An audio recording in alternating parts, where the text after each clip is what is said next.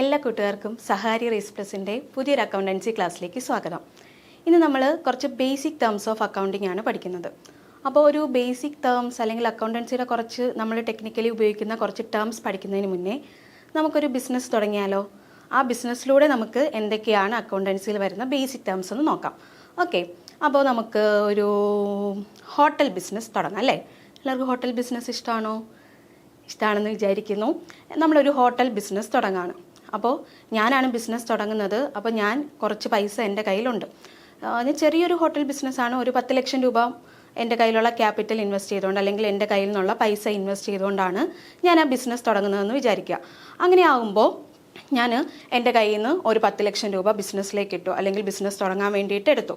Then അതിനുശേഷം ഞാനൊരു building വാങ്ങിച്ചു. അതുപോലെ തന്നെ അവിടെ ഒരു ഹോട്ടലിൻ്റെ സെറ്റപ്പൊക്കെ ഉണ്ടാക്കി. അതായത് ലാൻഡും ബിൽഡിങ്ങും കൂടെ ഒക്കെ വാങ്ങിച്ചു. എന്നിട്ട് അവിടെ ഫർണിച്ചറൊക്കെ ചെയ്ത് ഒരു ഹോട്ടലിൻ്റെ സെറ്റപ്പിലേക്ക് എത്തി.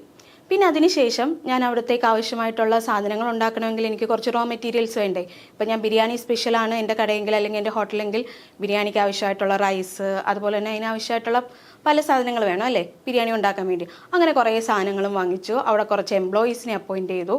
അവരത് ബിസിനസ് റൺ ചെയ്ത് തുടങ്ങി. അപ്പോൾ കുറച്ചായപ്പോഴത്തേനും എൻ്റെ ഫുഡ് ഇഷ്ടപ്പെട്ടിട്ട് എന്ത് പറ്റി, കുറേ ആൾക്കാരൊക്കെ ഇതറിഞ്ഞ് വന്ന് സെയിലിൻ്റെ കൂടി, അതായത് ഫുഡിൻ്റെ ആ കച്ചവടം ഇങ്ങനെ കൂടി വന്നു. അപ്പോൾ ഞാൻ എന്ത് ചെയ്തു എന്നറിയാമോ? ഞാൻ ഒരു ബാങ്കിൽ പോയി കുറച്ച് ലോണൂടൊക്കെ എടുത്ത് എൻ്റെ ബിസിനസ് കുറച്ചുകൂടെ ഒന്ന് മോഡിഫൈ ചെയ്തു. കുറച്ചുകൂടെ ആൾക്കാർക്കൊക്കെ ഇരിക്കാൻ വേണ്ടിയിട്ട് ഫർണിച്ചറും അതുപോലെ തന്നെ കുറച്ച് സെറ്റപ്പ് കൂടെ ഞാനൊന്നാക്കി. ദെൻ അതിനുശേഷം എൻ്റെ കയ്യിൽ നിന്ന് കസ്റ്റമേഴ്സ് ചിലരൊക്കെ കടം വാങ്ങിക്കാനും തുടങ്ങി. അവർ പൈസ തരുന്നുണ്ട്, കറക്റ്റായിട്ട് തന്നെ ഒരാഴ്ച എൻഡിലൊക്കെ ആയിട്ട് അവർ പൈസ തരുന്നുണ്ട്.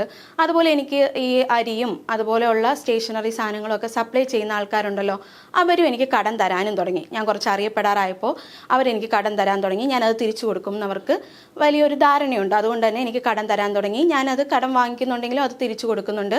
അങ്ങനെ ഞാൻ സാധനങ്ങൾ വാങ്ങിക്കുകയും അത് പ്രൊഡക്റ്റ് ആക്കിയിട്ട് അല്ലെങ്കിൽ ആ ബിരിയാണി ആക്കിയിട്ട് ഞാൻ വിൽക്കുകയും ഒക്കെ ചെയ്തുകൊണ്ടിരിക്കുകയാണ്. അപ്പോൾ ഈ ഒരു ബിസിനസ് നിങ്ങൾ മനസ്സിൽ കാണുക. അത് വെച്ചുകൊണ്ട് നമുക്ക് ബേസിക് ടേംസ് ഒന്ന് കണ്ടു നോക്കാം. അക്കൗണ്ടിങ്ങിൽ ബേസിക് ടേംസ് നമുക്കൊന്ന് കണ്ടു നോക്കാം. അപ്പോൾ ഈ കഥ നിങ്ങളുടെ മനസ്സിലുണ്ടായിരിക്കണം കേട്ടോ. ഈ കഥയൊന്ന് നിങ്ങളുടെ മനസ്സിൽ, അതായത് നമ്മുടെ ആ കടയുണ്ടല്ലോ, ഹോട്ടൽ ബിസിനസ് നടത്തുന്ന ആ കട അല്ലെങ്കിൽ ആ ഹോട്ടൽ, അത് നിങ്ങളുടെ മനസ്സിലുണ്ടായിരിക്കുക. ഓക്കെ, ആദ്യമായി നമ്മൾ പറയുന്നതാണ് അസറ്റ് എന്ന് പറഞ്ഞാൽ മലയാളത്തിൽ നമ്മൾ ആസ്തി എന്ന് പറയും. ആസ്തി. അപ്പോൾ അസറ്റ് എന്താണ് എന്ന് പറഞ്ഞാൽ, ഈ ഒരു എക്സാമ്പിളിൽ ഞാൻ പറഞ്ഞത് എന്തായിരുന്നു അസറ്റ് എന്ന് ഞാൻ അതിലൂടെ ഒന്ന് പറയാം. അതായത് ഞാൻ ബിസിനസ് നടത്താൻ വേണ്ടിയിട്ട് കൊണ്ടുവന്ന പൈസയിൽ നിന്ന് അല്ലെങ്കിൽ ഏത് പൈസയിൽ നിന്നും ആകാം, എന്ത് വാങ്ങിച്ചു? കുറേ സംഭവങ്ങൾ, അതായത് ബിൽഡിങ് വേണമായിരുന്നു, ലാൻഡ് വേണമായിരുന്നു, ഫർണിച്ചർ വേണമായിരുന്നു, അതുപോലെ തന്നെ പിന്നെ ഞാൻ കുറേ അരിയൊക്കെ വാങ്ങിച്ചെന്ന് പറഞ്ഞില്ലേ, അതായത് ആ ഒരു പ്രോഡക്റ്റ് പ്രൊഡ്യൂസ് ചെയ്യാൻ വേണ്ടിയിട്ട് ആവശ്യമായിട്ടുള്ള സാധനങ്ങൾ വാങ്ങിച്ചു എന്ന് പറഞ്ഞില്ലേ. അപ്പോൾ അതെല്ലാം കൂടെ ചേർത്തിട്ട് ഉള്ളതാണ് നമ്മുടെ അസറ്റ് എന്ന് പറയുന്നത്. നമ്മൾ മലയാളത്തിൽ പറയുകയാണെങ്കിൽ ഒരു ബിസിനസ്സിൻ്റെ ആസ്തി എന്ന് നമ്മൾ പറയും. എന്താണ് അസറ്റ് എന്ന് പറഞ്ഞാൽ? എന്തും മണിയോട്ട് കൺവേർട്ട് ചെയ്യാൻ പറ്റുന്നതോ ആയിട്ടുള്ള എന്ത് വാല്യുബിൾസും, വിലപിടിപ്പുള്ള എന്തും ബിസിനസ്സിൻ്റെ സ്വന്തമായിട്ടുണ്ടോ അതിനെയാണ് നമ്മൾ അസറ്റ് എന്ന് പറയുന്നത്. നോക്കിക്കോളാം, cash or any valuables owned by the business. എന്താണ്? ക്യാഷോ അല്ലെങ്കിൽ അതുപോലെയുള്ള എന്തെങ്കിലും വാല്യുബിൾസ് ബിസിനസ്സിൻ്റെ ഉടമസ്ഥാവകാശത്തിലുണ്ട് എങ്കിൽ അതിനെയാണ് നമ്മൾ അസറ്റ് എന്ന് പറയുന്നത്. Then assets R economic resources of an enterprise that can be usefully expressed in monetary terms. എന്താണ് ഇക്കണോമിക് റിസോഴ്സ്? നിങ്ങളൊന്ന് ആലോചിച്ച് നോക്കുക. ഇക്കണോമിക് റിസോഴ്സ് സാമ്പത്തികപരമായിട്ടുള്ള ഒരു വിഭവമാണ് അല്ലേ? അതെനിക്ക് യൂസ് ചെയ്യാൻ വേണ്ടിയിട്ട് പറ്റും. അതുപോലെ തന്നെ അതെനിക്ക് എന്ത് ചെയ്യാം? മോണിറ്ററി ടേംസിൽ പണപരമായിട്ട് എക്സ്പ്രസ് ചെയ്യാൻ പറ്റും. മോണിറ്ററി ടേംസിൽ എക്സ്പ്രസ് ചെയ്യാൻ വേണ്ടിയിട്ട് പറ്റും. അപ്പോൾ അസറ്റ് എന്താണ്? ഒന്നുകൂടെ പറയുകയാണ്. അസറ്റ് എന്ന് പറഞ്ഞാൽ ക്യാഷോ അല്ലെങ്കിൽ അതുപോലെയുള്ള വാല്യുബിൾസോ ബിസിനസ്സിൻ്റെ ഉടമസ്ഥാവകാശത്തിലുണ്ട് എങ്കിൽ അതിനെയാണ് നമ്മൾ അസറ്റ് എന്ന് പറഞ്ഞത്. നമ്മുടെ ആ ഒരു എക്സാമ്പിളിൽ ഞാൻ പറഞ്ഞായിരുന്നു, ബിൽഡിംഗ് വാങ്ങിച്ചു, ഫർണിച്ചർ വാങ്ങിച്ചു, പിന്നെ കുറേ ഐറ്റംസ് ഒക്കെ വാങ്ങിച്ചു. അതെല്ലാം എന്താണ്? ബിസിനസ്സിൻ്റെ ഉടമസ്ഥാവകാശത്തിലുള്ള ക്യാഷോ അല്ലെങ്കിൽ വാല്യുബിൾസോ ആണ്. ആരുടെ അവകാശത്തിൽ അല്ലെങ്കിൽ ഉടമസ്ഥതയിലാ? ഓൺഡ് ബൈ ദി ബിസിനസ് ആണ്. ഓക്കെ, എക്സാമ്പിളായിട്ട് നമ്മളിവിടെ കൊടുത്തേക്കുന്നത് ലാൻഡ് എന്ന് പറഞ്ഞാൽ എന്താണ്? ഭൂമി, നമ്മുടെ ബിസിനസ് നടത്താൻ ആവശ്യമായിട്ടുള്ള ഭൂമി. അതുപോലെ തന്നെ ബിൽഡിംഗ്, ആ നടത്താൻ ആവശ്യമായിട്ടുള്ള കെട്ടിടങ്ങൾ. ദെൻ ഫർണിച്ചർ, അവിടെ നമുക്ക് ആവശ്യമായിട്ട് വരുന്ന ഫർണിച്ചറുകളിലെ കസേര അല്ലെങ്കിൽ മേശ അങ്ങനത്തുള്ള സംഭവങ്ങൾ. Then stock of goods. ഞാൻ പറഞ്ഞു എനിക്ക് ആ ഒരു ബിരിയാണിയാണ് എൻ്റെ കടയിൽ ഏറ്റവും ഫേവറേറ്റ് ആയിട്ട് പോകുന്നത്. അപ്പോൾ ഞാൻ അതിന് വേണ്ടിയിട്ട് ആവശ്യമായിട്ടുള്ള അരി എടുക്കണം, ഗീ എടുക്കണം, പിന്നെ അത് റിലേറ്റഡ് കുറേ കാര്യങ്ങളില്ലേ ബിരിയാണിക്ക് ഉണ്ടാക്കുന്നവർക്ക് അറിയായിരിക്കും എന്തൊക്കെ സാധനങ്ങൾ വേണമെന്ന്. അത് റിലേറ്റഡ് ആയിട്ടുള്ള കാര്യങ്ങളൊക്കെയാണ് നമ്മൾ സ്റ്റോക്ക് ഓഫ് ഗുഡ്സ് എന്ന് പറയുന്നത്. അതായത് പ്രൊഡക്ഷൻ നടത്താൻ ആവശ്യമായിട്ട് നമ്മൾ വാങ്ങി വെച്ചിരിക്കുന്ന റോ മെറ്റീരിയൽസിനെ ആണ് നമുക്ക് ഗുഡ്സിനകത്ത് പറയാൻ പറ്റുന്നത് കേട്ടോ. ദെൻ അതിനുശേഷം ഗോൾഡ്, സ്വർണ്ണം ഉണ്ടെങ്കിൽ അതാകാം, സിൽവർ ഉണ്ടെങ്കിൽ അതാകാം.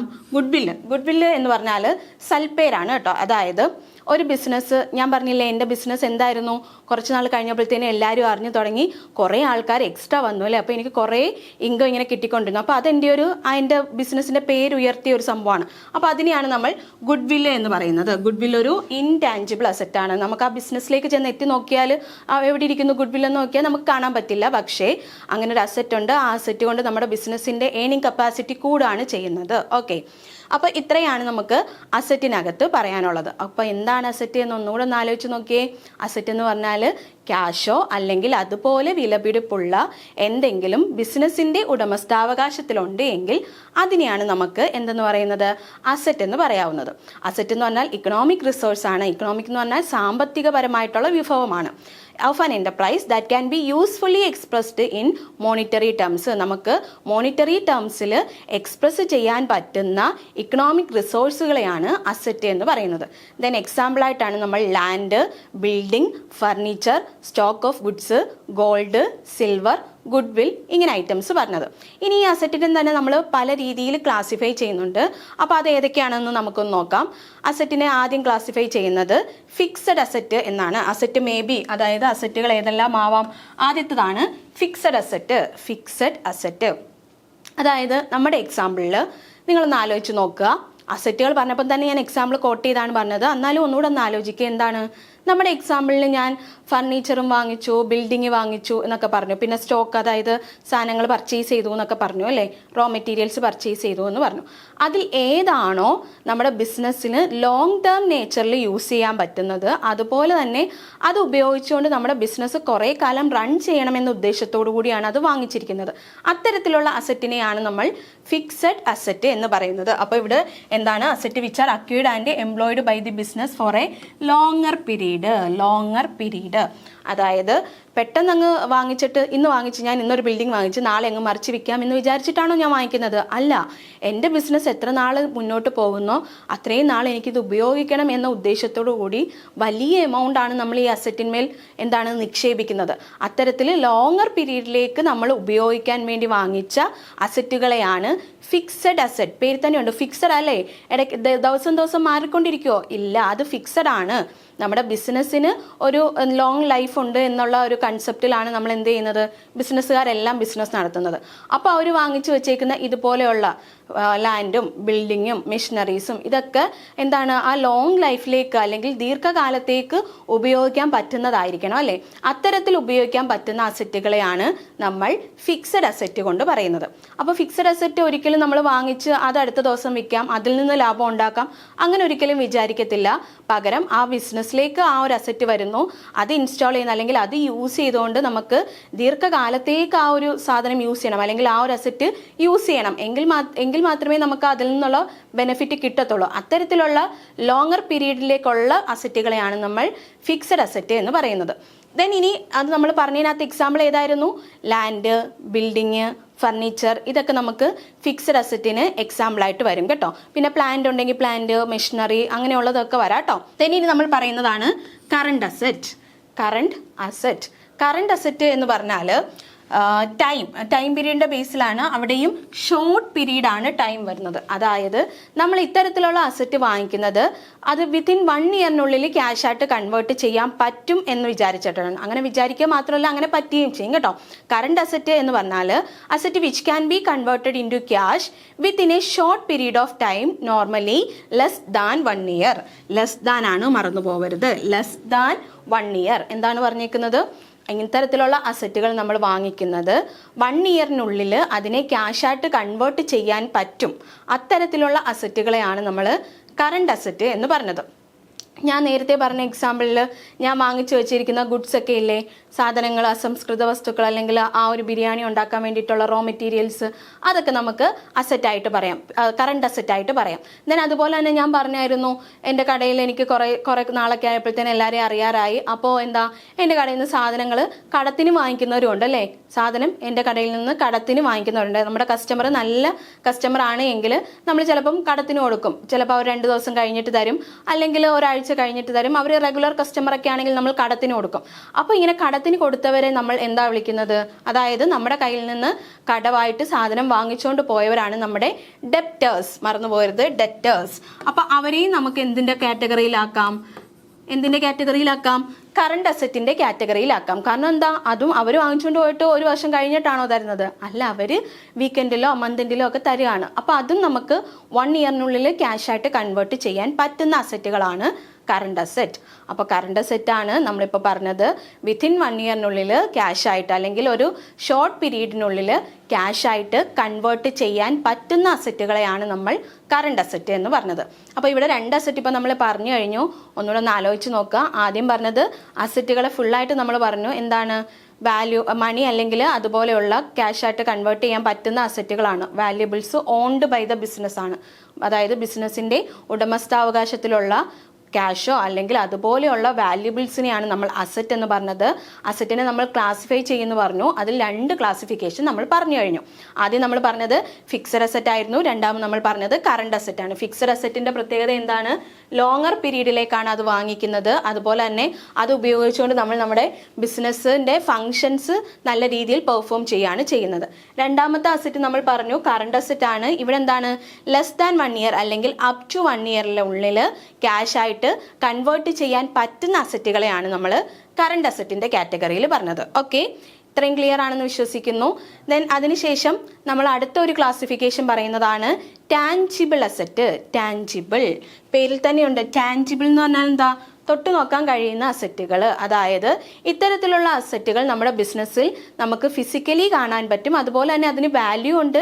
ഫിസിക്കലി നമുക്ക് കാണാനും തൊടാനും ഒക്കെ പറ്റുന്ന അസറ്റുകളെയാണ് നമ്മൾ ടാൻജിബിൾ അസറ്റ് എന്ന് പറഞ്ഞത്. That can be touched, seen or felt. അതായത് ടാൻജിബിൾ അസറ്റ് എന്ന് പറഞ്ഞാൽ നമുക്കൊരു ബിസിനസ്സിൽ പോയി നോക്കുകയാണ് എങ്കിൽ ഇത്തരത്തിലൊരു അസറ്റ് നമ്മുടെ മുന്നിലുണ്ട്. ഇപ്പം ഞാൻ പറഞ്ഞ എക്സാമ്പിൾ ഏതൊക്കെ നമ്മുടെ മുന്നിലുള്ളത്? അവിടെ ഒരു ബിൽഡിംഗ് ഉണ്ട് ഇല്ലേ, ആ ഒരു ഹോട്ടലിൽ നടക്കുന്ന ബിൽഡിംഗ്, അത് നമുക്ക് കാണാൻ പറ്റില്ലേ? അവിടെ കിടക്കുന്ന ഫർണിച്ചേഴ്സ് നമുക്ക് കാണാൻ പറ്റില്ലേ? അപ്പോൾ അത്തരത്തിൽ കാണാനും തൊടാനും അല്ലെങ്കിൽ ഫിസിക്കൽ എക്സിസ്റ്റൻസ് ഉള്ള അസറ്റുകളെയാണ് നമ്മൾ ടാൻജിബിൾ അസറ്റ് എന്ന് പറയുന്നത്. ഓക്കെ, ഫിക്സഡ് അസറ്റ് എന്ന് പറഞ്ഞാൽ ലോങ്ങർ പീരീഡ് ആണ്. കറണ്ട് അസറ്റ് എന്ന് പറഞ്ഞാൽ അപ് ടു 1 ഇയറിനുള്ളിൽ ക്യാഷായിട്ട് കൺവേർട്ട് ചെയ്യാൻ പറ്റുന്ന അസറ്റുകളാണ്. ദെൻ ടാൻജിബിൾ അസറ്റ് ആണ് പറഞ്ഞത്. ടാൻജിബിൾ അസറ്റ് എന്ന് പറഞ്ഞാൽ എന്താ? Asset which can B touched, seen or felt. നമുക്ക് കാണാനും തൊടാനും അല്ലെങ്കിൽ ഫിസിക്കൽ എക്സിസ്റ്റൻസ് ഉള്ള അസറ്റുകളെയാണ് നമുക്ക് ടാൻജിബിൾ അസറ്റ് എന്ന് പറയുന്നത്. ഓക്കെ, അപ്പോൾ അസറ്റുകളുടെ ഒരു 3 ക്ലാസിഫിക്കേഷൻ നമ്മൾ പറഞ്ഞു കഴിഞ്ഞു. ജസ്റ്റ് എല്ലാവരും ഒന്ന് റിവൈസ് ചെയ്ത് നോക്കുക. ദെൻ ഇനി അടുത്ത നമ്മുടെ ഒരു കാറ്റഗറിയാണ് ഇൻടാൻജിബിൾ അസറ്റ്. പേര് തന്നെയുണ്ട്. ടാൻജിബിൾ മനസ്സിലായവർക്ക് ഇൻടാൻജിബിൾ സ്വയം തന്നെ ഒന്ന് പറയാൻ പറ്റൂലേ? ഒന്ന് പറഞ്ഞു നോക്കി, എന്തായിരിക്കും ഇൻടാൻജിബിൾ അസറ്റ് എന്ന് പറഞ്ഞാൽ? നമുക്ക് കാണാൻ പറ്റൂല, കാണാനും തൊടാനും ഒന്നും പറ്റൂല, പക്ഷേ നമ്മുടെ ബിസിനസ്സിന് അതിനൊരു വാല്യൂ ഉണ്ട് അല്ലേ? ബിസിനസ്സിന് അതിനൊരു വാല്യൂ ഉണ്ട്. പക്ഷെ നമുക്കത് ചെന്ന് നോക്കിയാൽ, ബിസിനസ്സിലേക്ക് ചെന്ന് നോക്കിയാൽ എന്തേ ആ സാധനം എന്തേ അല്ലെങ്കിൽ ആ അസറ്റ് എന്തേ നോക്കിയാൽ അത് നമുക്ക് കാണാനോ തൊടാനോ ഒന്നും പറ്റില്ല. അത്തരത്തിലുള്ള അസറ്റുകളാണ് intangible asset. These are the assets which cannot be touched, which cannot be touched ആണ്. നമുക്ക് തൊട്ട് നോക്കാനോ അല്ലെങ്കിൽ കണ്ടു നോക്കാനോ ഒന്നും പറ്റാത്ത അസറ്റുകളാണ് എന്ത്? Intangible asset. നമ്മൾ പറഞ്ഞ ആ ഒരു എക്സാമ്പിൾ ഏതെങ്കിലും ഒരായിട്ട് നിങ്ങൾക്ക് ഇൻടാൻജിബിൾ അസറ്റ് ആയിട്ട് തോന്നുന്നുണ്ടോ? ഗുഡ് വിൽ എന്ന് പറഞ്ഞില്ലായിരുന്നോ നമ്മൾ? ഗുഡ് വിൽ എന്താ? ഗുഡ് വിൽ എന്ന് പറഞ്ഞത് സൽപ്പേരാണെന്ന് പറഞ്ഞില്ലേ? എൻ്റെ ആ ഒരു ഹോട്ടലിൽ നടത്തി നല്ലപോലെ എല്ലാവരും അറിഞ്ഞു ഇവിടെ നല്ല ബിരിയാണിയാണെന്ന് അല്ലേ? അപ്പോൾ എന്താണ്, അത് കേട്ടറിഞ്ഞ് ഒരുപാട് ആൾക്കാർ വന്നു. അതായത് നല്ല ഫുഡ് നല്ല അഫോർഡബിൾ പ്രൈസിൽ ഞാൻ കൊടുത്തപ്പോൾ അത് കേട്ടറിഞ്ഞ് അതിൻ്റെ ഒരു സവിശേഷത മനസ്സിലാക്കി ഒരുപാട് ആൾക്കാർ വന്നു. അപ്പോൾ എൻ്റെ ബിസിനസ്സിൻ്റെ പേരെന്താണ്? പുറത്ത് നല്ല പ്രശസ്തി വന്നല്ലേ? അപ്പോൾ അത്തരത്തിലുള്ള സൽപ്പേരിനെയാണ് നമ്മൾ ഗുഡ് വിൽ എന്ന് പറയുന്നത്. അപ്പോൾ അതും നമ്മുടെ ഒരു അസറ്റാണ്. കാരണം ഗുഡ് വില്ല് കൂടുകയാണെങ്കിൽ നമ്മുടെ ബിസിനസ്സിൻ്റെ എന്താണ്, ഏണിങ്സ് കൂടുകയാണ് ചെയ്യുന്നത്. ചെയ്യുന്നത് അല്ലേ. ഏണിങ്സ് കൂടുന്നുണ്ട്, അപ്പോൾ അതുകൊണ്ട് അതും നമ്മുടെ ബിസിനസ്സിൻ്റെ ഒരു അസറ്റാണ്. പക്ഷെ ഒരാൾ വന്നിട്ട് ചോദിക്കുകയാണ്, നിങ്ങളുടെ ഗുഡ് വിൽ ഒന്ന് കാണിച്ചേ, അല്ലെങ്കിൽ നമ്മൾ ആ ഹോട്ടലിൽ ചെന്നിട്ട് ഇവിടെ ഗുഡ് വിൽ ഉണ്ടെന്ന് ബാലൻസ് ഷീറ്റിലുണ്ടല്ലോ, എന്നാൽ എന്താ ഒന്ന് കാണണമല്ലോ എന്ന് പറഞ്ഞ് നോക്കിയാൽ കാണാൻ പറ്റുമോ? ഇല്ല. അതെന്താണ്? അത് കാണാൻ പറ്റില്ല, പക്ഷെ അതിനൊരു മണി വാല്യൂ ഉണ്ട്. ഓക്കെ, അപ്പോൾ ഫിസിക്കൽ എക്സിസ്റ്റൻസ് ഇല്ല, പക്ഷെ അതിനൊരു മണി വാല്യൂ ഉണ്ട്. അത്തരത്തിലുള്ള അസറ്റുകളെയാണ് നമ്മൾ ഇൻടാഞ്ചിബിൾ അസറ്റ് എന്ന് പറയുന്നത്. ഓക്കെ, ദെൻ ഇപ്പം നമ്മൾ 4 പറഞ്ഞത്, ഓർത്തു നോക്കുക. ആദ്യം നമ്മൾ പറഞ്ഞത് ഫിക്സഡ് അസറ്റ്, രണ്ടാമതായിട്ട് പറഞ്ഞത് കറണ്ട് അസറ്റ്, മൂന്നാമത്തേത് ഏതായിരുന്നു? ടാഞ്ചിബിൾ അസറ്റ്, ദെൻ 4ാമത്തേതാണ് ഇൻടാഞ്ചിബിൾ അസറ്റ്. ദെൻ ഇനി നമുക്ക് അടുത്ത ക്ലാസിഫിക്കേഷൻ നോക്കാം. വാസ്റ്റിംഗ് അസറ്റ്, അതായത് ഉപയോഗിക്കും തോറും തീർന്നുകൊണ്ടിരിക്കുന്ന അസറ്റുകളെയാണ് നമ്മൾ വാസ്റ്റിംഗ് അസറ്റ് എന്ന് പറയുന്നത്. നിങ്ങൾ വേസ്റ്റ് ആയി പോകാന്നൊക്കെ ആലോചിച്ച് നോക്കിയാൽ മതി, ആ ഒരു പേരുമായിട്ട് കണക്ട് അല്ലേ. വേസ്റ്റ് ആയി പോകുക, അതായത് വേസ്റ്റ് ആയി പോകാന്നല്ല അതിൻ്റെ അർത്ഥം, എന്നാലും നിങ്ങൾ അതൊക്കെ ഒന്ന് ഓർത്ത് വെക്കുകയാണെങ്കിൽ കിട്ടും. അതായത് നമ്മൾ ഈ അസറ്റ് ഇങ്ങനെ ഉപയോഗിച്ചുകൊണ്ടിരിക്കും തോറും തീർന്നു പൊയ്ക്കൊണ്ടിരിക്കുകയാണെങ്കിൽ അത്തരത്തിലുള്ള അസറ്റുകളെയാണ് വാസ്റ്റിംഗ് അസറ്റ് എന്ന് പറയുന്നത്. അസറ്റ് വിച്ച് ഗെറ്റ് എക്സോസ്റ്റഡ് എന്ന് പറഞ്ഞാൽ എന്താ? ആവിയായി പോവാണ് അല്ലേ. ആവിയായി പോകുന്ന പറഞ്ഞാൽ എന്താ? ഇല്ലാതായിക്കൊണ്ടിരിക്കുകയാണ്. To the extent of extraction, അതായത് നമ്മൾ എക്സ്ട്രാക്ട് ചെയ്തുകൊണ്ടിരിക്കും തോറും എക്സോസ്റ്റ് ആയിക്കൊണ്ടിരിക്കുന്ന അസറ്റുകളെയാണ് വാസ്റ്റിംഗ് അസറ്റ് എന്ന് പറയുന്നത്. ഉപയോഗിച്ചുകൊണ്ടിരിക്കും തോറും തീർന്നുകൊണ്ടിരിക്കുന്ന അസറ്റുകളാണ് വാസ്റ്റിംഗ് അസറ്റ്. ഒരു എക്സാമ്പിൾ പറയുമ്പോൾ നിങ്ങൾക്ക് മനസ്സിലാവും. മൈൻസ്, കോറീസ്, ഓയിൽ ഫീൽഡ്, അതായത് കോറീസും പാറമടയൊക്കെ ഇല്ലേ. പാറമടയിൽ നമ്മളിങ്ങനെ പാറ ഇങ്ങനെ കുഴിച്ചെടുത്തുകൊണ്ടിരിക്കും തോറും എന്ത് ചെയ്യാണ്? അത് തീർന്നുകൊണ്ടിരിക്കുകയാണ് അല്ലേ. അതുപോലെ ഓയിൽ ഫീൽഡ്, എണ്ണപ്പാടങ്ങൾ, എണ്ണ ഇങ്ങനെ എടുത്തുകൊണ്ടിരിക്കും തോറും എന്താണ്? എണ്ണ അവിടെ തീർന്നുകൊണ്ടിരിക്കുകയാണ്. അപ്പോൾ കുറേ നാളാകുമ്പോഴത്തേനും ആ അസറ്റ് എന്താവും? പൂർണ്ണമായിട്ടും ഇല്ലാതാവും. അപ്പോൾ അത്തരത്തിൽ, അതായത് ഉപയോഗിക്കും തോറും ഇങ്ങനെ കുറഞ്ഞുകൊണ്ടിരിക്കുന്ന അസറ്റുകളെയാണ് നമ്മൾ വാസ്റ്റിംഗ് അസറ്റ് എന്ന് പറയുന്നത്. Okay, clear? ദെൻ ഇനി നമുക്ക് പഠിക്കാനുള്ളത് ഫിക്റ്റീഷ്യസ് അസറ്റ് ആണ്. വെരി വെരി ഇമ്പോർട്ടൻ്റ് ആണ്. പല എക്സാമിനും ഫിക്റ്റീഷ്യസ് അസറ്റിൽ നിന്ന് ക്വസ്റ്റ്യൻസ് ഉണ്ടായിട്ടുണ്ട്. അപ്പോൾ ഫിക്റ്റീഷ്യസ് അസറ്റ് എന്ന് പറഞ്ഞാൽ ഒരു ഫിക്റ്റീഷ്യസ് ആണ് അല്ലേ. ഫിക്റ്റീഷ്യസ് എന്ന് പറഞ്ഞാൽ എന്താ? നോട്ട് റിയൽ എന്നാണ് അല്ലേ. യഥാർത്ഥത്തിൽ ഉണ്ടോ എന്ന് ചോദിച്ചാൽ ഉണ്ടോ? ഉണ്ടായിരിക്കും. ഇല്ലേന്ന് ചോദിച്ചാൽ ഇല്ലായിരിക്കും. അതായത് അസറ്റിന് റിയൽ വാല്യൂ ഇല്ല, പക്ഷെ അത് നമ്മൾ എവിടെ കാണിക്കും? നമ്മുടെ ബുക്സ് ഓഫ് അക്കൗണ്ടിൽ കാണിക്കും. എന്തുകൊണ്ട്? ചില ടെക്നിക്കൽ റീസൺസ് കാരണം നമ്മുടെ ബുക്സ് ഓഫ് അക്കൗണ്ടിൽ കാണിക്കുന്ന അസറ്റുകളെയാണ് നമ്മൾ എന്തെന്ന് പറയുന്നത്? ഫിക്റ്റീഷ്യസ് അസറ്റ് എന്ന് പറയുന്നത്. അതിനൊരിക്കലും എന്തില്ല? യഥാർത്ഥത്തിൽ അതിന് വാല്യൂയോ ഫിസിക്കൽ എക്സിസ്റ്റൻസോ ഒന്നുമില്ല കേട്ടോ. വാല്യൂ ഇല്ല, ഫിസിക്കൽ എക്സിസ്റ്റൻസും ഇല്ല. നമ്മൾ പറഞ്ഞില്ലായിരുന്നോ ടാഞ്ചിബിൾ, ഇൻടാഞ്ചിബിൾ, ഫിക്റ്റീഷ്യസ്. അങ്ങനെ നിങ്ങൾ ആ ഒരു ഓർഡറിൽ പഠിക്കുകയാണെങ്കിൽ നിങ്ങൾക്ക് പെട്ടെന്ന് മനസ്സിലാവും. അതായത് ടാഞ്ചിബിൾ ആകുമ്പോൾ ഫിസിക്കൽ എക്സിസ്റ്റൻസും ഉണ്ട്, വാല്യൂ ഉണ്ട്. ഇൻടാഞ്ചിബിൾ ആകുമ്പോൾ ഫിസിക്കൽ എക്സിസ്റ്റൻസ് ഇല്ല, പക്ഷെ വാല്യൂ ഉണ്ട്. ഓക്കെ, ദെൻ ഇനി ഫിക്റ്റീഷ്യസ് അസറ്റ് ആകുമ്പോൾ ഫിസിക്കൽ എക്സിസ്റ്റൻസും ഇല്ല, വാല്യൂ ഇല്ല. പിന്നെ ഇതിനെ നമ്മൾ ബാലൻസ് ഷീറ്റിൽ കാണിക്കുന്നു, അല്ലെങ്കിൽ നമ്മുടെ ബുക്സ് ഓഫ് അക്കൗണ്ടിൽ കാണിക്കുന്നു? അതിനൊരു ടെക്നിക്കൽ റീസൺ ഉണ്ട്. എന്തായിരിക്കും ആ ടെക്നിക്കൽ റീസൺ? അതായത് ചില സമയത്ത് ഞാനൊരു എക്സാമ്പിൾ പറഞ്ഞുതരാം. ഇപ്പം ഞാൻ നടത്തിയ ബിസിനസ് ഓർമ്മയുണ്ടല്ലോ, ഏതായിരുന്നു? എൻ്റെ ഹോട്ടൽ ബിസിനസ്. അപ്പോൾ ഞാൻ ആ ഹോട്ടൽ തുടങ്ങുന്നതിന് മുന്നേ തന്നെ ഞാൻ കുറേ കാര്യങ്ങൾ ചെയ്തിട്ടുണ്ടാവൂലേ. ചുമ്മാ ഒരു ദിവസം ഞാൻ കയറി അങ്ങ് ഹോട്ടലിലെ മാനേജറായിട്ടിരുന്നാൽ മതിയോ? അല്ല, ഞാൻ കുറേ കാര്യങ്ങൾ ചെയ്തിട്ടാണ് ഞാൻ ഒരു ഹോട്ടൽ റൺ ചെയ്തത്. അപ്പോൾ അതിന് വേണ്ടിയിട്ട് എനിക്ക് ആദ്യമായിട്ട് കുറേ എക്സ്പെൻസുകളൊക്കെ ഉണ്ടാവൂലേ. ആ എക്സ്പെൻസുകളൊക്കെ എന്തായിരിക്കും? അത്യാവശ്യം വലിയ തുകയുടേതായിരിക്കും. അപ്പോൾ അതിനെ ഞാൻ കൊണ്ടുപോയി എന്ത് ചെയ്യുകയാണ്? എൻ്റെ പ്രോഫിറ്റ് ആൻഡ് ലോസ് അക്കൗണ്ട്, അല്ലെങ്കിൽ എൻ്റെ ആ ഒരു വർഷത്തെ ലാഭം കണ്ടുപിടിക്കാൻ വേണ്ടിയിട്ട് ആ എക്സ്പെൻസ് കൂടെ അതിനകത്ത് എഴുതി വെച്ചാൽ എൻ്റെ ബിസിനസ് വൻ നഷ്ടത്തിലാണെന്നേ എൻ്റെ ബുക്സ് ഓഫ് അക്കൗണ്ട് പറയത്തുള്ളൂ. കാരണം എന്താ? ഇത്രയും വലിയൊരു എമൗണ്ട് കൊണ്ടുപോയി എക്സ്പെൻസ് ആയിട്ട് അങ്ങ് ട്രീറ്റ് ചെയ്യുകയാണ്.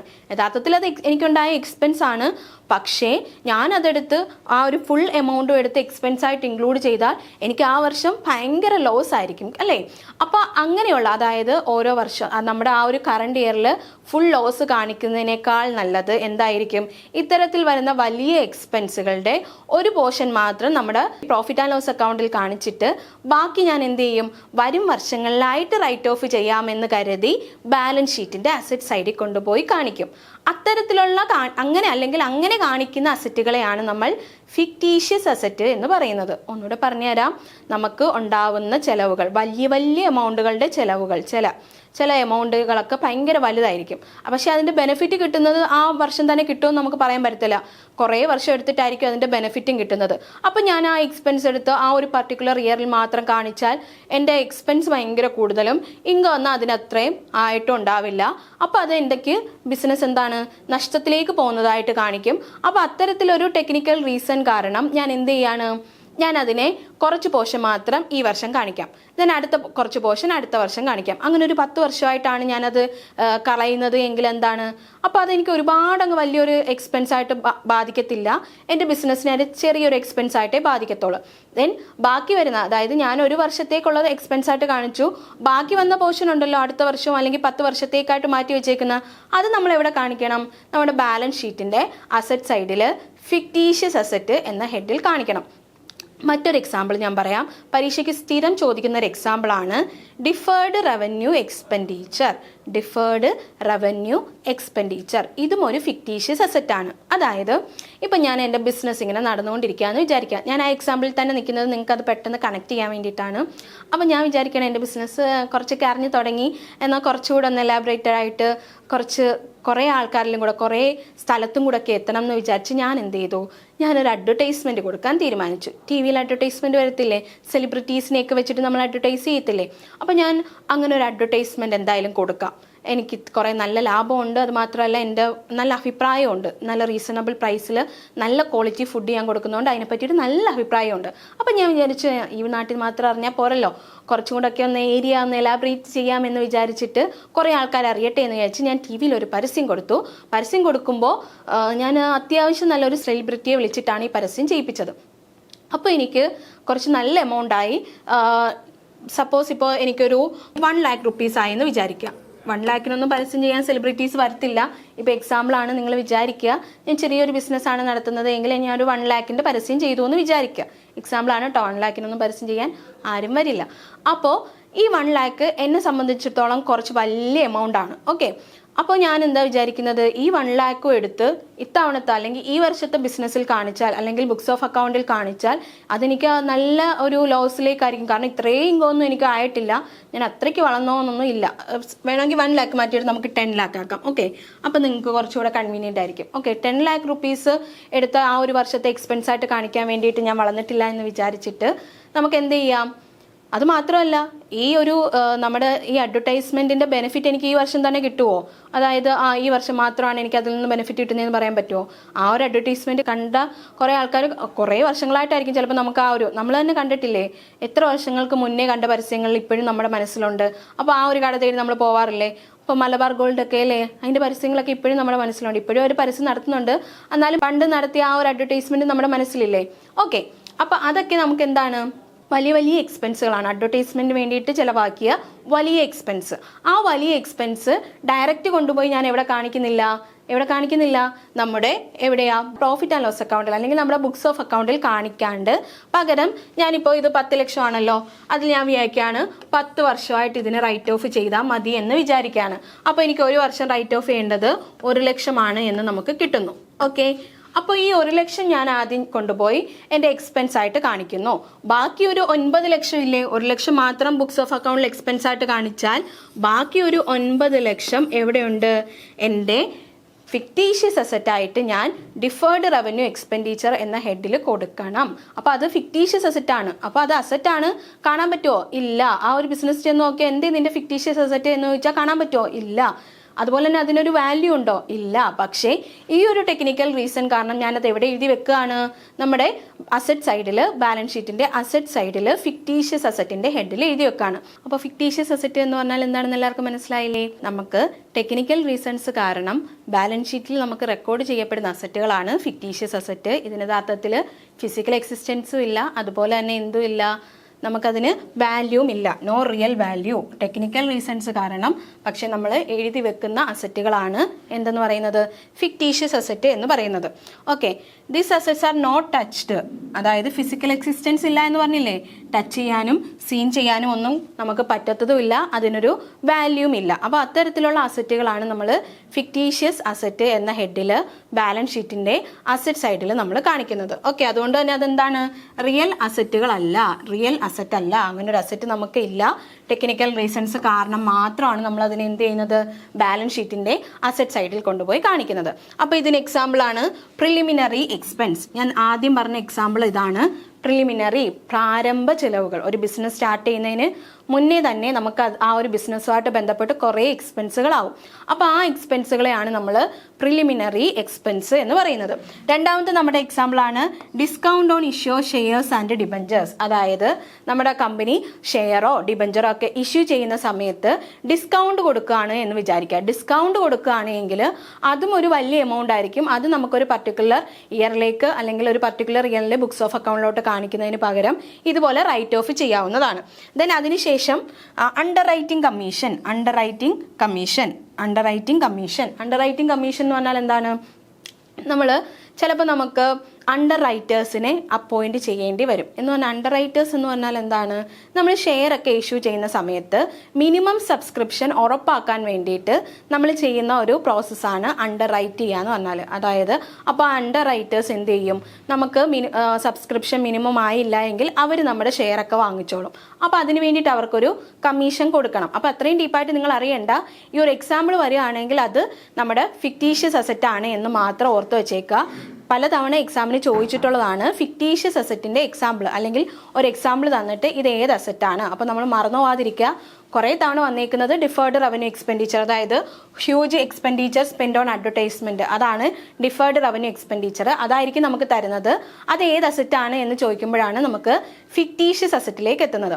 അതുപോലെ ഈ പറഞ്ഞേക്കുന്ന എക്സാമ്പിൾ എല്ലാം നിങ്ങൾ നോക്കി വെച്ചേക്കുക. പ്രിലിമിനറി എക്സ്പെൻസ്, പിന്നെന്താണ്, discount on issue shares and debentures, under writing commission, deferred revenue expenditure. അപ്പോൾ ഇത്രയാണ് നമുക്ക് ഫിക്റ്റീഷ്യസ് അസറ്റുമായിട്ട് ബന്ധപ്പെട്ട് പറയാനുള്ളത്. അപ്പോൾ അസറ്റുകൾ എത്ര എണ്ണമായിരുന്നു? ആദ്യം നമ്മൾ പഠിച്ചു അസറ്റ് എന്താണെന്ന് പഠിച്ചു. അതിനുശേഷം നമ്മൾ അസറ്റുകളുടെ ക്ലാസിഫിക്കേഷൻ ആണ് പറഞ്ഞത്. ആദ്യം നമ്മൾ ലോങ്ങർ പീരീഡിലേക്കുള്ള ഫിക്സഡ് അസറ്റുകളെ പറ്റി പറഞ്ഞു. ദെൻ ഷോർട്ടർ പീരീഡ് അല്ലെങ്കിൽ വിത്തിൻ 1 ഇയറിനുള്ളിൽ ക്യാഷായിട്ട് കൺവേർട്ട് ചെയ്യാൻ പറ്റുന്ന കറണ്ട് അസറ്റുകളെ പറ്റി പറഞ്ഞു. ദെൻ അതിനുശേഷം നമുക്ക് കാണാനും തൊടാനും ഒക്കെ പറ്റുന്ന അല്ലെങ്കിൽ ഫിസിക്കൽ എക്സിസ്റ്റൻസ് ഉള്ള ടാഞ്ചിബിൾ അസറ്റിനെ പറ്റിയിട്ട് പറഞ്ഞു. ദെൻ അതിനുശേഷം ഈ ഒരു സ്ലൈഡിൽ കാണുന്ന ഇൻടാഞ്ചിബിൾ അസറ്റ് എന്ന് പറഞ്ഞാൽ എന്ത്? കനോട്ട് ടച്ച്ഡ്, അതായത് നമുക്ക് കാണാനോ തൊട്ട് നോക്കാനോ അല്ലെങ്കിൽ ഫിസിക്കൽ എക്സിസ്റ്റൻസോ ഇല്ലാത്ത അസറ്റുകളാണ്. പക്ഷെ അതിന് എന്തുണ്ട്? ഒരു വാല്യൂ ഉണ്ട്. അത്തരത്തിലുള്ള അസറ്റുകളാണ് ഇൻടാഞ്ചിബിൾ അസറ്റിൻ്റെ കാറ്റഗറിയിൽ നമ്മൾ പറഞ്ഞത്. ദെൻ നമ്മൾ വാസ്റ്റിംഗ് അസറ്റ് പറഞ്ഞു. ഉപയോഗിച്ചുകൊണ്ടിരിക്കും തോറും തീർന്നു പോകുന്ന അസറ്റുകളാണ് വാസ്റ്റിംഗ് അസറ്റ്. എക്സാമ്പിൾ ഓർത്ത് വെച്ചേക്കുക. മൈൻസ്, കോറീസ്, പാറമടയൊക്കെ ഇല്ലേ, അതൊക്കെയാണ് നമ്മുടെ അതിന് എക്സാമ്പിൾ, വാസ്റ്റിംഗ് അസറ്റിന് എക്സാമ്പിൾ ആയിട്ടുള്ളത്. Then most important fictitious asset ആണ് ലാസ്റ്റ് പറഞ്ഞത്. ഫിക്റ്റീഷ്യസ് അസറ്റ് എന്ന് പറഞ്ഞാൽ റിയൽ വാല്യൂ ഉണ്ടോ എന്ന് ചോദിച്ചാൽ ഇല്ല, അതുപോലെ തന്നെ ഫിസിക്കൽ എക്സിസ്റ്റൻസും ഇല്ല. പിന്നെ എന്തിനിതിനെ നമ്മൾ എടുക്കണം എന്ന് ചോദിച്ചാൽ നമ്മുടെ ഒരു ടെക്നിക്കൽ റീസൺ കാരണം നമ്മളതിനെ അസറ്റായിട്ട്, യഥാർത്ഥത്തിൽ അതൊരു എക്സ്പെൻസ് ആണ്, പക്ഷേ ഹ്യൂജ് എക്സ്പെൻസുകൾ വരുമ്പോൾ നമ്മുടെ ഒരു അക്കൗണ്ടിങ് ഇയറിൽ തന്നെ കാണിച്ചാൽ അത് ഹെവി ലോസിലോട്ട് പോകുന്നത് കൊണ്ട് ആ ഒരു ടെക്നിക്കൽ റീസൺ കാരണം നമ്മൾ അവരെ എന്ത് ചെയ്യുക, അല്ലെങ്കിൽ ആ എക്സ്പെൻസുകൾ എന്ത് ചെയ്യാണ്, നമ്മുടെ ബാലൻസ് ഷീറ്റിൻ്റെ അസറ്റ് സൈഡിൽ ഫിക്റ്റീഷ്യസ് അസറ്റായിട്ട് കാണിക്കുകയാണ്. അപ്പോൾ ടെക്നിക്കൽ റീസൺ അവിടെ ഇമ്പോർട്ടൻ്റ് ഉള്ളൊരു പോയിൻ്റാണ്. ടെക്നിക്കൽ റീസൺസ് കാരണമാണ്, അല്ലാണ്ട് അതിന് വാല്യൂയോ അല്ലെങ്കിൽ ഫിസിക്കൽ എക്സിസ്റ്റൻസോ ഒന്നും തന്നെ ഇല്ല. അതിൻ്റെ എക്സാമ്പിൾ മസ്റ്റായിട്ടും പഠിച്ചു വെക്കുക. Preliminary expense, discount on issue shares and debentures, under writing commission, അതുപോലെ തന്നെ huge expenditure spend on advertisement അല്ലെങ്കിൽ ഡിഫേർഡ് റവന്യൂ എക്സ്പെൻഡിച്ചർ. ഓക്കെ, അപ്പോൾ അസറ്റുകൾ ഇത്രയും നമ്മൾ പറഞ്ഞു കഴിഞ്ഞു. 6 ക്ലാസിഫിക്കേഷനാണ് നമ്മൾ അസറ്റിനെ പറ്റിയിട്ട് പറഞ്ഞത്. അസറ്റ് എന്ന് പറഞ്ഞാൽ എന്തായിരുന്നു? ആസ്തിയാണ്. ആസ്തി എന്ന് പറഞ്ഞാൽ എന്താണ്? അപ്പോൾ ബിസിനസ്സിൻ്റെ ഉടമസ്ഥാവകാശത്തിലുള്ള വാല്യബിൾസിനെയാണ് നമ്മൾ എന്തെന്ന് പറയുന്നത്? അസറ്റ് എന്ന് പറയുന്നത്. അപ്പോൾ അത് ബിസിനസ്സിൻ്റെ സ്വന്തമാണ് അല്ലേ, ബിസിനസ് ഉടമസ്ഥാവകാശത്തിലുള്ളതാണ്. ദെൻ അതിനുശേഷം നമ്മൾ പറഞ്ഞത് അസറ്റുകളുടെ ക്ലാസിഫിക്കേഷൻ ആണ്. ഒരു 6 ക്ലാസിഫിക്കേഷൻ നമ്മൾ പറഞ്ഞു. എല്ലാവരും ഒന്ന് കൂടെ പറഞ്ഞേ. ആദ്യം ഏതായിരുന്നു? ഫിക്സഡ് അസറ്റ്, ലോങ്ങർ പീരീഡിലേക്ക് വേണ്ടി നമ്മൾ വാങ്ങിച്ചു വെച്ചിരിക്കുന്ന അസറ്റുകളെയാണ് ഫിക്സഡ് അസറ്റ് എന്ന് പറഞ്ഞത്. ദെൻ രണ്ടാമത് നമ്മൾ പറഞ്ഞു കറണ്ട് അസറ്റ് എന്തായിരുന്നു? വിത്തിൻ 1 ഇയറിനുള്ളിൽ ക്യാഷായിട്ട് കൺവേർട്ട് ചെയ്യാവുന്ന അല്ലെങ്കിൽ ഷോർട്ട് പീരീഡിനുള്ളിൽ ക്യാഷായിട്ട് കൺവേർട്ട് ചെയ്യാൻ പറ്റുന്ന അസറ്റുകളെയാണ് നമ്മൾ കറണ്ട് അസറ്റിൻ്റെ കാറ്റഗറിയിൽ പറഞ്ഞത്. ദെൻ പറഞ്ഞത് ഇതായിരുന്നു ടാഞ്ചിബിൾ അസറ്റ്, അതായത് ഇത്തരത്തിലുള്ള അസറ്റിന് ഫിസിക്കൽ എക്സിസ്റ്റൻസും ഉണ്ട്, അതുപോലെ തന്നെ വാല്യൂ ഉണ്ട് കേട്ടോ. ഫിസിക്കൽ എക്സിസ്റ്റൻസും ഉണ്ട്, അതുപോലെ തന്നെ അതിന് എന്തുണ്ട്, വാല്യൂം ഉണ്ട്. അതിന് നമുക്ക് തൊടാനും കാണാനും ഫിൽറ്റ് ചെയ്യാനും ഒക്കെ പറ്റുന്ന അസറ്റുകളാണ് ഏത് ടാഞ്ചിബിൾ അസറ്റ്. ദെൻ അതിനുശേഷം നമ്മൾ അതിൻ്റെ ഓപ്പോസിറ്റ് പോലെ ഒരെണ്ണം പഠിച്ചു, ഇൻടാഞ്ചിബിൾ അസറ്റ്. എന്താ, നമുക്ക് അതിന് ഫിസിക്കൽ എക്സിസ്റ്റൻസ് ഇല്ല, കാണാനോ തൊട്ടു നോക്കാനോ ഒന്നും പറ്റൂല, പക്ഷെ അതിന് എന്തുണ്ട്, വാല്യൂ ഉണ്ട്. അതിന് നമ്മൾ ബുക്സ് ഓഫ് അക്കൗണ്ടിൽ വാല്യൂ കൊടുത്ത് വെച്ചേക്കുണ്ട് അല്ലേ. അപ്പോൾ അത്തരത്തിലുള്ള കാണാനോ തൊട്ടു നോക്കാനോ കഴിയാത്ത പക്ഷേ വാല്യൂ ഉള്ള അസറ്റുകളാണ് ഇൻടാഞ്ചിബിൾ അസറ്റ്. ദെൻ അതിനുശേഷം അതിൻ്റെ കൂടെ നമ്മൾ പഠിക്കാൻ പറഞ്ഞു ടാഞ്ചിബിൾ, ഇൻടാഞ്ചിബിൾ, പിന്നെ ഏതാ പറഞ്ഞത്, വാസ്റ്റിംഗ് അസറ്റ് പറഞ്ഞു. പക്ഷേ നമ്മൾ ഫിക്റ്റീഷ്യസ് അസറ്റ് അതിൻ്റെ കൂടെ പഠിക്കാനൊന്ന് പറഞ്ഞു അല്ലേ. ഫിക്റ്റീഷ്യസ് അസറ്റ് എന്ന് പറഞ്ഞാൽ എന്താണ്, ഫിസിക്കൽ എക്സിസ്റ്റൻസും ഇല്ല, അതുപോലെ തന്നെ അതിന് വാല്യൂ ഇല്ല. പക്ഷേ കുറച്ച് ടെക്നിക്കൽ റീസൺസ് കാരണം നമ്മളത് ബുക്സ് ഓഫ് അക്കൗണ്ടിൽ ബാലൻസ് ഷീറ്റിൻ്റെ അസറ്റ് സൈഡിൽ ഫിക്റ്റീഷ്യസ് അസറ്റ് ആയിട്ട് രേഖപ്പെടുത്തുന്നു. അപ്പോൾ അതിൻ്റെ എക്സാമ്പിൾ പഠിച്ചു വെക്കണം. ഏതൊക്കെയായിരുന്നു നമ്മൾ പറഞ്ഞത്, അണ്ടർ റൈറ്റിംഗ് കമ്മീഷൻ പറഞ്ഞു, പ്രിലിമിനറി എക്സ്പെൻസ് പറഞ്ഞു, അതുപോലെ തന്നെ discount on issue of shares or debentures, പിന്നെ മോസ്റ്റ് ഇമ്പോർട്ടൻ്റ് ആയിട്ട് പറഞ്ഞ ഏതാണ്, deferred revenue expenditure. Okay, then last one ആണ് വാസ്റ്റിംഗ് അസറ്റ്.